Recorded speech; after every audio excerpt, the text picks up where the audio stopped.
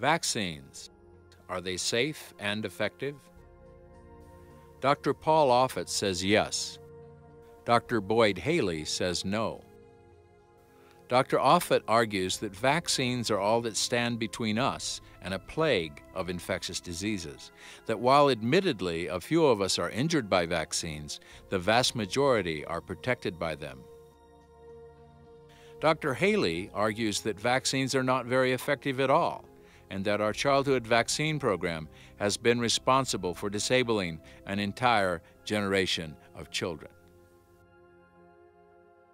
Vaccines, a virtual debate about the greatest medical controversy of our time.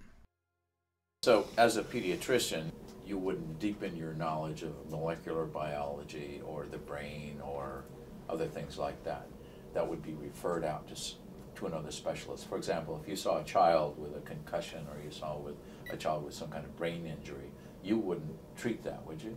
No, it's in other words, what I am is I'm Chief of Infectious Diseases here at Children's Hospital of Philadelphia, and so what we do here in the Infectious Disease Division is we see children who are inpatients who have severe or chronic or persistent or unknown infectious diseases, or we see children as outpatients who generally are referred by pediatricians in the community with an infectious disease that they're having difficulty handling. You know, the real problem with people like Dr. Offit, they have no training in toxicology at all.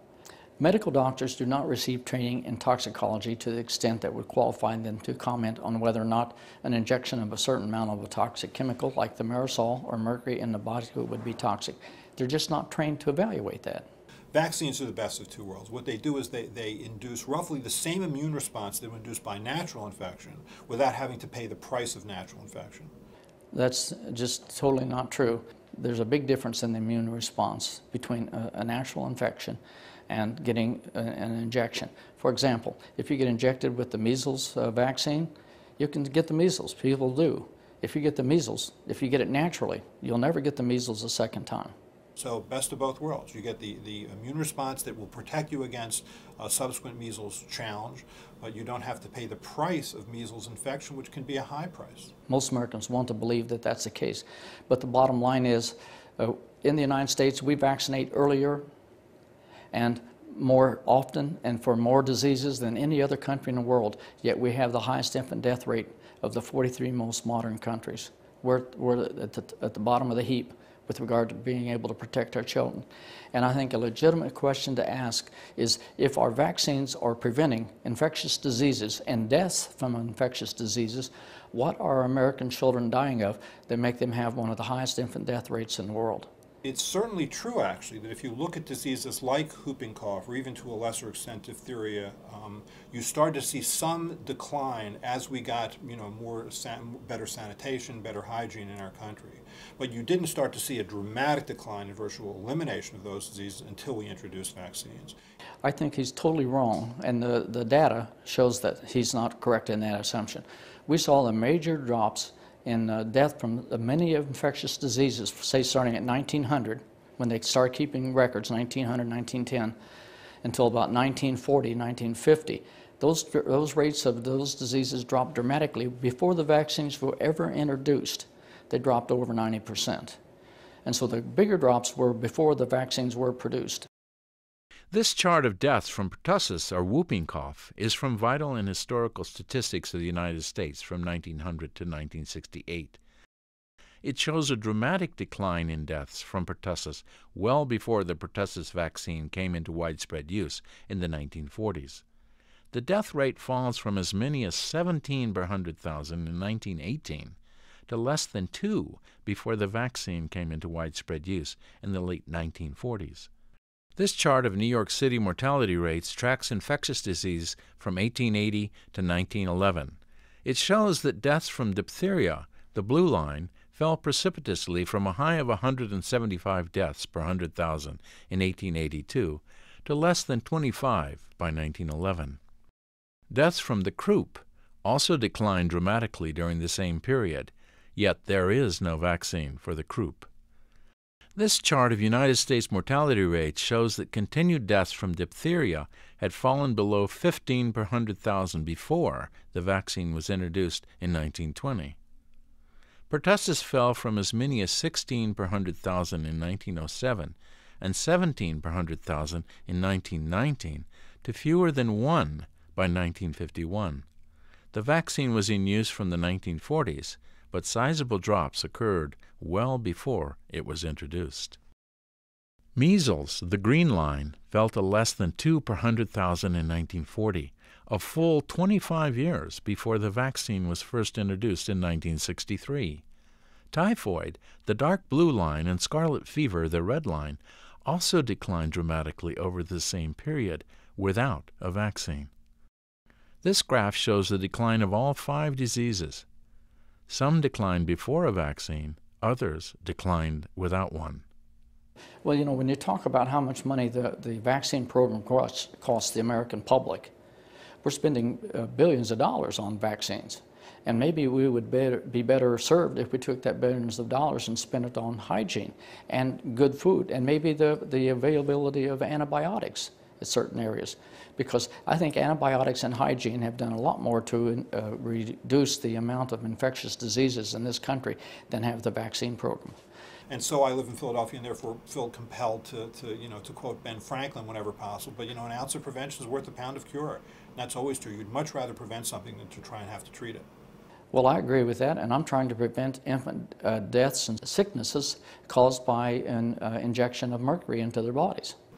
What I would argue, though, is that we can be very proud of vaccines because the kind of catchment systems, safety catchment systems for vaccines, like so-called VAERS or Vaccine Safety Data Link, frankly don't exist for drugs. Well, I'm not so sure they exist effectively for vaccines either. Less than 1 out of 10 adverse effects are reported. And I would say that if you think that vaccines are so safe, then explain to me why this country that has the highest vaccine and the earliest vaccine rate in the world has such a high level of infant mortality.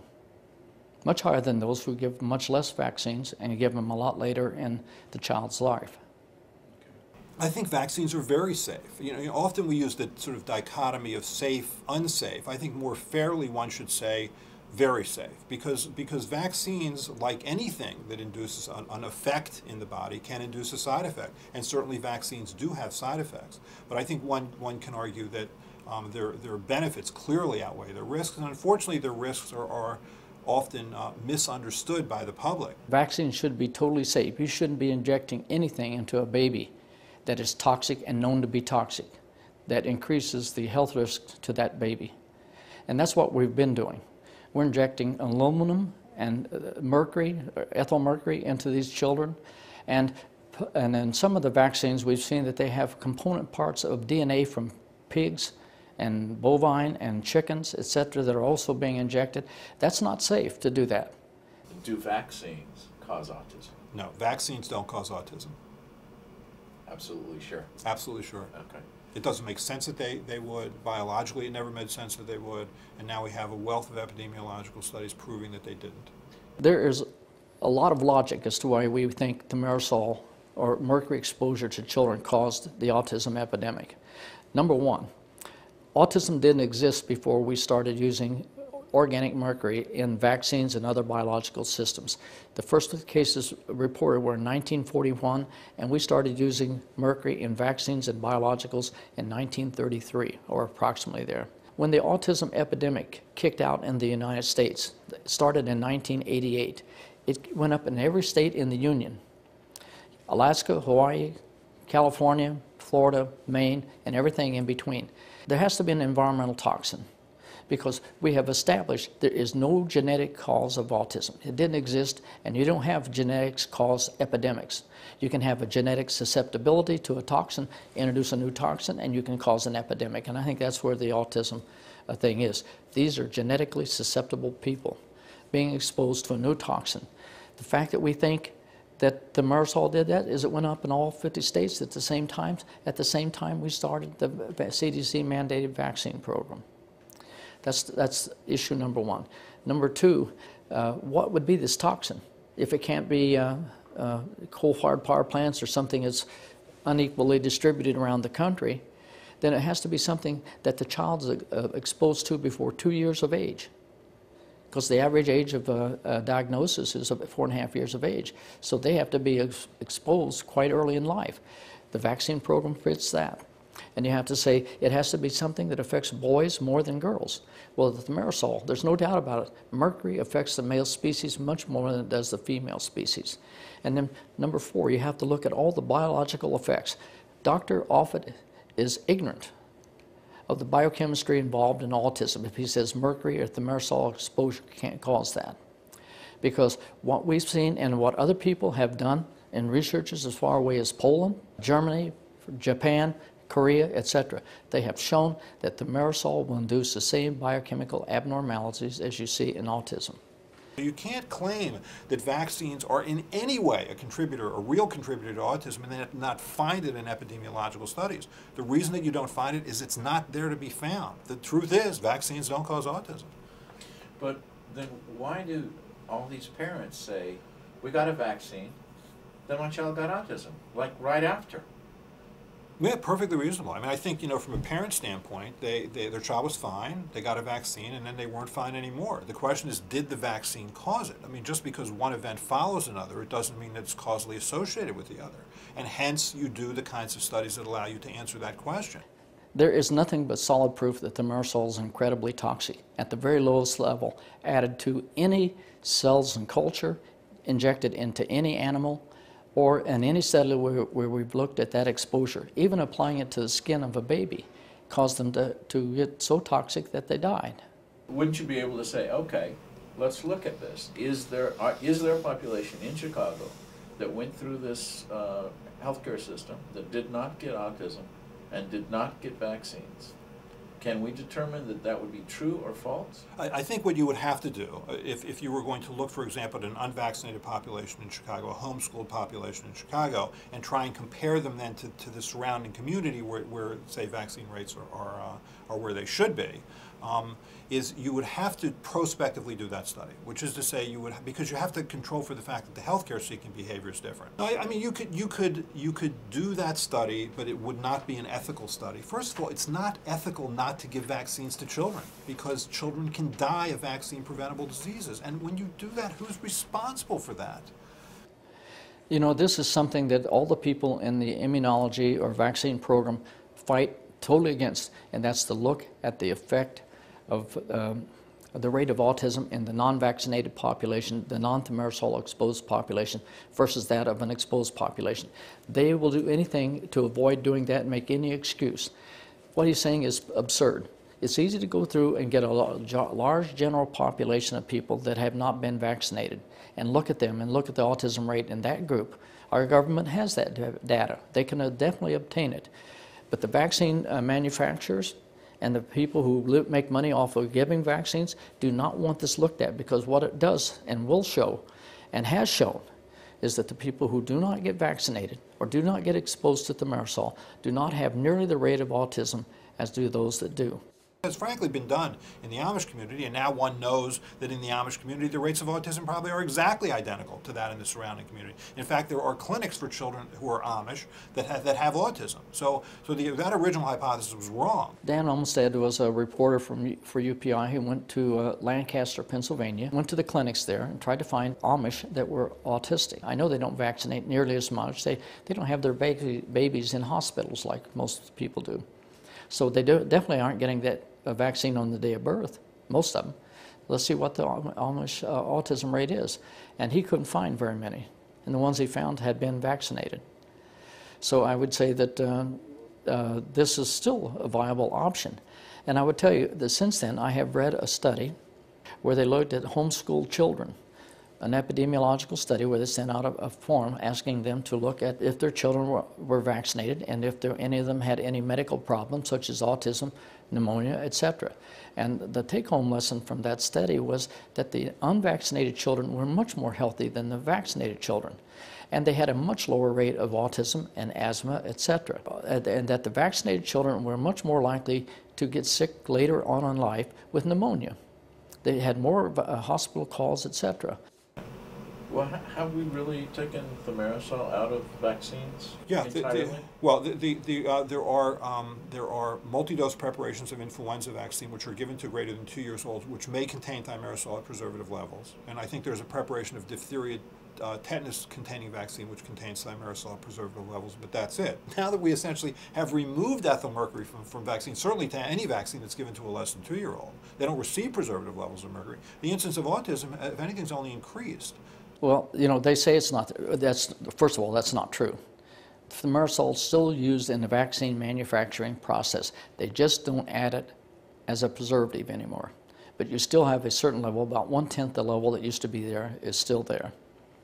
And all the vaccines that are used in multiple dose vials, like the flu vaccine that they recommend for 6-month-old children, still contains thimerosal. They're getting a bolus dose of mercury when you inject your baby with the flu vaccine at the local clinics. It's the same as it was in 1985 when we started the CDC mandated program. It's quite a high level. It's 12.5 micrograms per dose of mercury. That means it would be safe for a baby to take, according to EPA standards, eating fish if the baby weighed 275 pounds. It's not against the law to give thimerosal containing vaccines. And an HMO can go to the vaccine manufacturer or a state health agency and say, we want to buy vaccines and we want the cheapest because we don't have a big budget. Can I buy this thimerosal containing vaccine for our children, for the children that are being vaccinated in our state, our location, our HMO?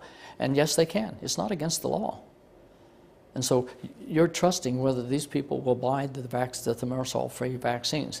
And I know that they don't do it all the time because I've had mothers call me up and say, Dr. Haley, I have to get my child vaccinated. What should I do? And I tell them you want to see the insert to show that the vaccine they're giving is thimerosal-free. And you look at a preservative and see if it says there's thimerosal. And so many times they've called me back over the last few years saying, no, the vaccine they want to give my child contained thimerosal. So there is no proof that the thimerosal has been removed from exposure to American children. They like saying that so people calm down, people like me. One thing that I don't know whether it's Boyd Haley or whether it was the guys in there's guys in Calgary, but I think Boyd Haley also did this. They took brain neurons, snail brain neurons, and they put a solution of different heavy metals on the neuron. And what they show, at least on camera, is the neuron being torn apart when they put a solution of mercury on there. And as I understand it, it's elemental mercury, but I'm not certain. Maybe you can correct me on it. And then they also say when they add aluminum to that mix, it catalyzes the reaction. Shown here is the neurite of a live neuron isolated from snail brain tissue, displaying linear growth due to growth cone activity. It is important to note that growth cones in all animal species, ranging from snails to humans, have identical structural and behavioral characteristics and use proteins of virtually identical composition. In this experiment, neurons also isolated from snail brain tissue were grown in culture for several days, after which very low concentrations of mercury were added to the culture medium for 20 minutes. Over the next 30 minutes, the neurite membrane underwent rapid degeneration, leaving behind the denuded neurofibrils seen here. In contrast, other heavy metals added at this same concentration, such as aluminum, lead, cadmium, and manganese, did not produce this effect. These new findings reveal important visual evidence as to how mercury causes neurodegeneration. More importantly, this study provides the first direct evidence that low-level mercury exposure is indeed a precipitating factor that can initiate this neurodegenerative process within the brain. Are you familiar with that? Do you have a response to that?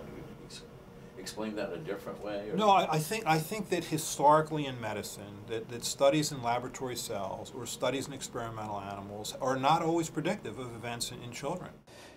Well, you know, he's saying, let's don't look at any of the science. And it's not always. No, it isn't always.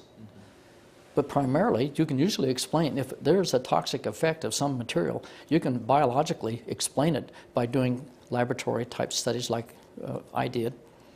I mean, that study in Calgary came off of the studies. I worked with those guys early on showing that mercury added to normal human brain tissue would induce the same biochemical abnormalities found in Alzheimer's disease brain. This means that exposure to mercury can have a dramatic effect on somebody who's very prone to getting Alzheimer's disease, whatever the cause.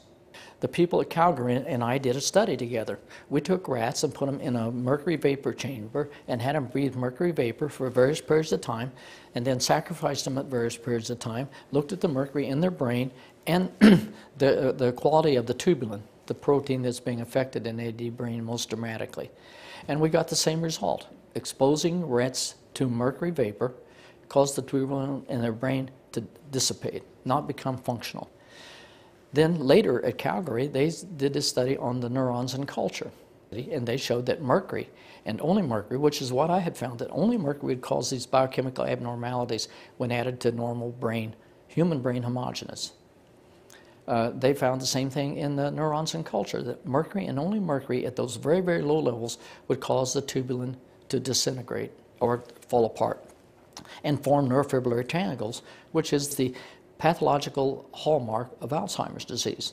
And I would say since then, just recently, people in Korea have published a paper showing that mercury also, when added to cells in culture, neuronal cells in culture, will cause the buildup of beta amyloid plaques. In other words, mercury now can be shown to increase neurofibrillary tangles, beta amyloid plaques, tau hyperphosphorylation, which are the three pathological hallmarks of Alzheimer's disease. And yet our government refuses to take the lead on this and look at this solid science done all over the world, including the United States, to decrease the rate of Alzheimer's disease in this country. And that's prevented by removing exposure to mercury. Let's get back to that same point. The Burbacher study, what Burbacher appears to be saying is it's not, ethyl mercury is not eliminated from the body. It just clears the blood. It goes to the organs. Is that new information or is that disputed information? No, what Burbacher found is that it is possible for mercury, either as ethyl mercury or methyl mercury, to exist in the brain as essentially inorganic mercury, that the methyl or ethyl mercury molecule gets cleaved off. Is that toxic? Is that dangerous? There's no evidence that that's true. His study in experimental monkeys showed something that is interesting, but has, to my knowledge, no correlate in harm. I mean, it's certainly known that organic mercury in the form of methyl mercury can be harmful, or logarithmically higher quantities of ethyl mercury that logarithmically higher than one is getting in vaccines is harmful. But the important thing is the proof is in the pudding. If it was harmful, then it should be shown in a study to be harmful. And the most sensitive way to answer that question is with an epidemiological study, not with an animal model study, not with a study of cells in a laboratory. If you want to know whether or not something is harmful in children, test it in children. And that's been done redundantly. So you're saying elemental mercury in the brain is not a problem I don't that know. You know of? I don't know. I mean, it's an interesting finding. I mean, I'm just really taken back by that comment. I mean, the studies with rats, and they did this with rabbits. They injected rabbits with radioactive thimerosal, and it cleared the blood 75% within 6 hours. But while it was clearing the blood, it was going up in all the other organs of the body dramatically. It wasn't leaving the rabbit. The rabbit didn't urinate all that mercury. It doesn't leave the body that fast. That's documented scientific studies. Thimerosal does not leave the body within a short period of time. Leaving the blood is just the first step of it getting into the other tissues where it has its toxic effects. And it may be the first step in a long and prolonged aspect of getting mercury out of the body totally. But it does not prevent it from being toxic. It's in the body plenty long enough to cause major toxic effects. That's well established. And why he wants to say that this indicates that the thimerosal is removed when we vaccinate into children, it's gone in 6 hours or a certain number of hours, he's totally wrong. None of the science that's been published would support that. But you can't claim that vaccines are in any way a contributor, a real contributor to autism, and then not find it in epidemiological studies. The reason that you don't find it is it's not there to be found. With regard to his epidemiological studies, those were mainly funded by the CDC. None of them were done by Americans. They were done primarily in Denmark by a guy who's now on the most wanted list by the Department of Justice for embezzling money from that same program. They were loaded with statistical manipulations to reverse what would be considered a logical find. For example, in a study by Madsen, which is one of them he talks about, they said that removing a toxic material, thimerosal, which is a neurotoxin, exposure, removing that exposure from infants caused the autism rate to increase 20-fold. That's in their figure 1 of their thing. That's a ridiculous find. Totally ridiculous find. And we have since looked at that in detail and found out that they did a very, very selective and very poor data collection job. And we have now published a paper where we talk about 6 publications funded by the CDC or involved with CDC people as well, most of them done in Europe, that flagrantly ignore the rules of statistics to get the answers they want. It's that old line from Mark Twain, liars, damn liars, and statisticians. They were paid to get the results showing that the thimerosal was safe and was not causing a toxic effect. And doing that, they broke all the rules of statistical analysis. And we have detailed that in a publication that's currently out. An earlier review of all but one of the epidemiological or statistical studies that Dr. Offit refers to were carried out before 2003. They were reviewed as part of a 3-year congressional investigation and hearing ending in that year, according to the report of the investigation. To date, studies conducted or funded by the CDC that purportedly dispute any correlation between autism and vaccine injury have been of poor design, underpowered, and fatally flawed. The CDC's rush to support and promote such research is reflective of a philosophical conflict in looking fairly at emerging theories and clinical data related to adverse reactions from vaccinations. I mean, mercury certainly is a toxin. There's no doubt about it. But as Paracelsus said, in the 16th century, the dose makes the poison. I mean, that's always true. Yes, he talks about Paracelsus, and there is a bit of logic to that. Of course, everybody knows if you drink 1 beer, you're not going to get as drunk as if you drink 10. So there is a tie-in of that. But then when you compare it, when you look at thimerosal, and you say, what level of thimerosal is toxic in a baby that starts causing toxic issues, and how close to that level do you get when you give a vaccine, you realize that the dose is quite toxic that you're injecting into these children. I mean, he's mindless about this. Plus, we also know that in the case of mercury, there have been studies done showing the synergistic effect with lead, cadmium, and certain other things like such as aluminum, and which we showed in the neuron study with aluminum. If you put in thimerosal and then add either lead, cadmium, or aluminum, you dramatically increase the toxicity of that level of mercury. Mercury is synergistically enhanced by the presence of most other metals. In the one study that's been published, when they took a non-toxic level of mercury and a non-toxic level of lead, 1/20th of that, mixed the two together, they developed a material or a solution that was 100% effective at killing rats.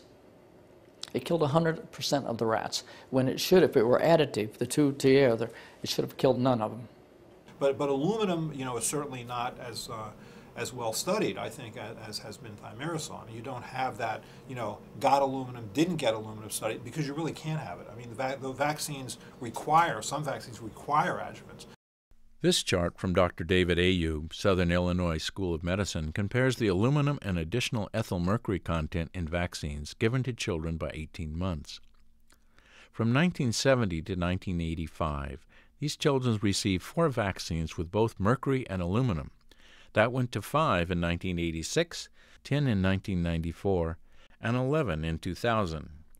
Then in 2001, mercury was no longer added as a preservative, but was still present at 10% of previous levels, while shots containing aluminum went to 15.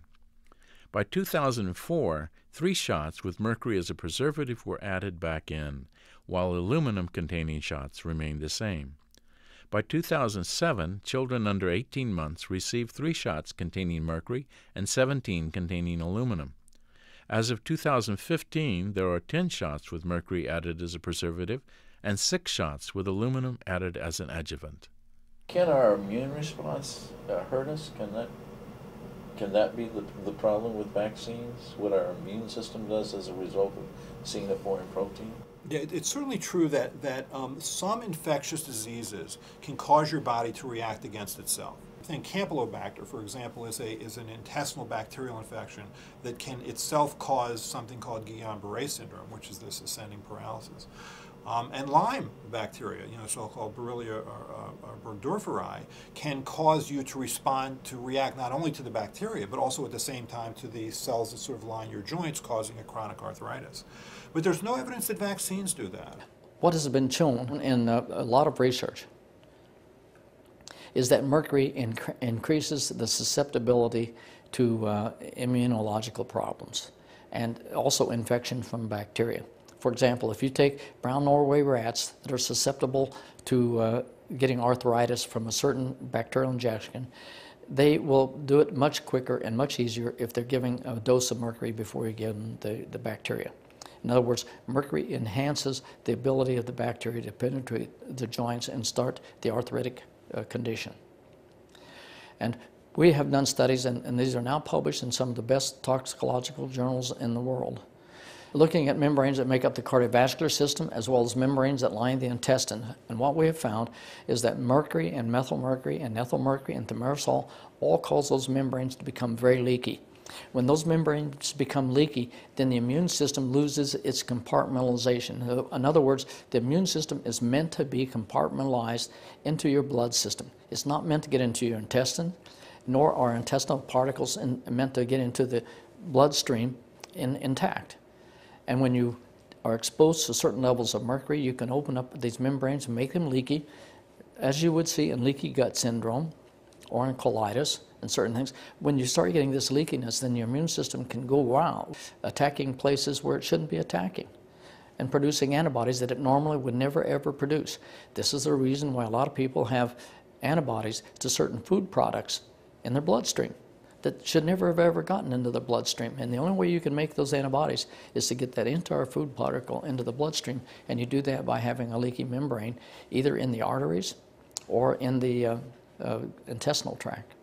But I think there's been now excellent data looking at children sort of who receive vaccines compared to those who didn't, to answer the question, are you at greater risk of asthma? Are you at greater risk of allergies? And I think the answer has been very clearly that you're not. There's a study from Canada where they looked at the rate of asthma induced in children that got the vaccine at 2 months versus 4 months.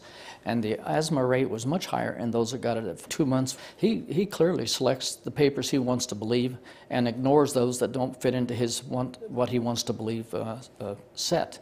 The critics of the genetic thing would say, well, there's no such thing as a genetic epidemic. Would you agree with that statement? I don't think there's an epidemic of autism. I think if we went into a time machine and went back 30 or 40 years and used the same diagnostic criteria that we currently use to diagnose autism and introduce it into the community so that everybody is aware as they are now, and also make it very clear in that community now, 30 years in the past, that you will qualify for services if you have this diagnosis, I think you would find that the incidence of autism would be the same 30 years ago as it is now. I think his idea that autism was at the same rate as it was 30 years ago indicates to me that this man does not read the literature and the science at all. Doesn't even, I mean, even from the Department of Education, they have put out, scores of information saying we have a boy problem. Our boys are becoming less scholastically capable, and they're not going to college. They're not even graduating from high school at the rate that they used to. And the amount of money we've been spending on children with neurological illnesses, attention deficit hyperactive disorder. I mean, I can't believe he says that. I mean, it tells me he does not read the literature, and I certainly hope he is much more critical when he reads the literature about making a vaccine, which he's supposed to be an expert in, than he is when he's reading other things on autism. He should not, with his comments, be considered at all any type of an expert about autism.